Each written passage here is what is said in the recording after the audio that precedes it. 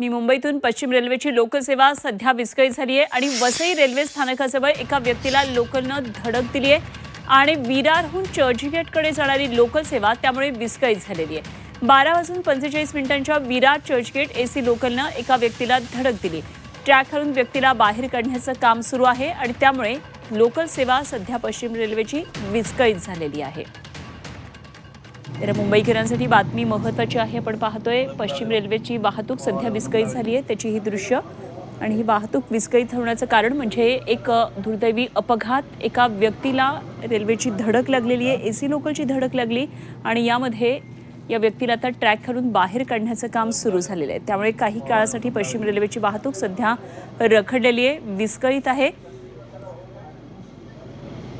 तर वसई रेल्वे स्थानकाजवळ एका व्यक्तीला लोकलची ही धडक लागली आणि विरारहून चर्चगेटकडे जाणारी लोकल सेवा त्यामुळे विस्कळीत झाली आहे, प्रभावित झाली आहे। 12:45 ही लोकल होती, विरार चर्चगेट एसी लोकल आणि एका व्यक्तीला धडक लागली आहे लोकलची आणि त्यामुळे ट्रॅकवरून त्या व्यक्तीला बाहेर काढण्याचं काम सुरू आहे।